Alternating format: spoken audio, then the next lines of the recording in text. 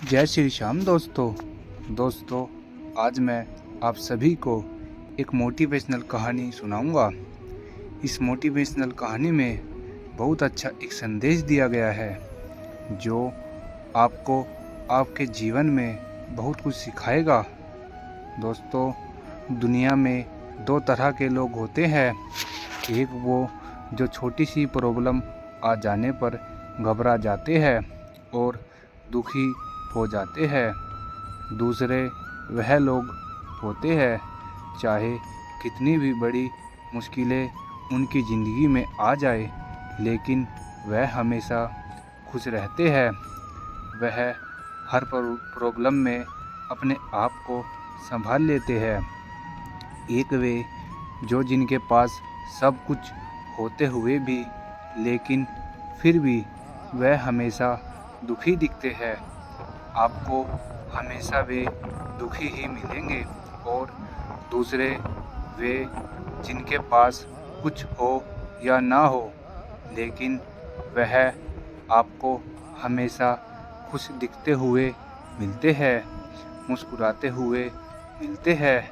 आज हम ऐसे ही एक मोटिवेशनल कहानी के बारे में बात करेंगे। यह कहानी ऐसी है कि आपके जीवन में हजारों मुश्किलें या बड़ी परेशानियां क्यों न आ जाए लेकिन यह कहानी आपको हर मुश्किल में रहना और मुस्कुराना सिखा देगी। एक फ़कीर देश की यात्रा पर निकला। जब रास्ते में रात को हो गई तो वह एक व्यक्ति के घर रुक गया। उस व्यक्ति का नाम था रमेश। रमेश ने उस फ़कीर की खूब सेवा की और दूसरे दिन रमेश ने फ़कीर को उपहार देकर विदा किया।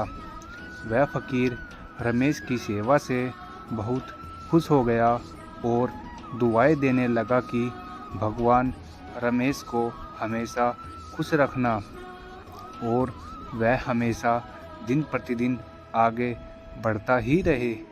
इस बात पर रमेश हंसने लगा और फ़कीर से रमेश बोला, हे फ़कीर, जो है वह भी अब नहीं रहने वाला।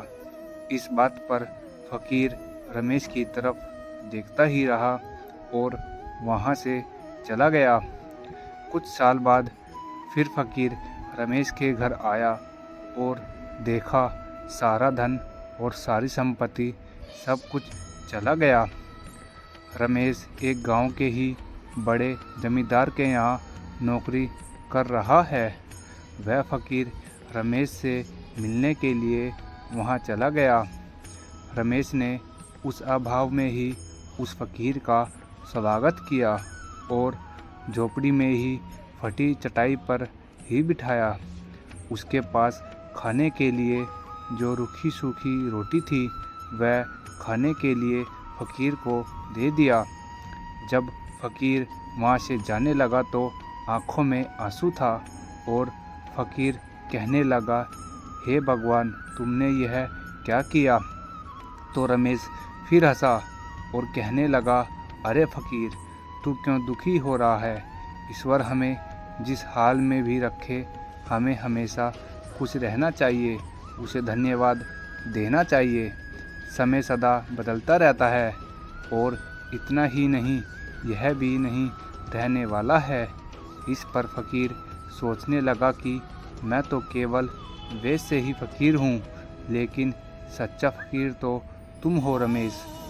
कुछ साल बाद फ़कीर फिर से यात्रा पर निकला और रमेश से मिला और देखा तो देखता ही रह गया क्योंकि सब कुछ बदल चुका था। रमेश अब ज़मींदारों का ज़मींदार बन चुका था। उसे मालूम हुआ रमेश जिस ज़मींदार के यहाँ नौकरी कर रहा था उसकी कोई संतान नहीं थी और अपनी सारी संपत्ति और जायदाद रमेश को दे दी। फ़कीर बहुत खुश हो गया और रमेश से कहा, अच्छा हुआ वह ज़माना गुजर गया। भगवान करे अब तुम ऐसा ही बने रहो।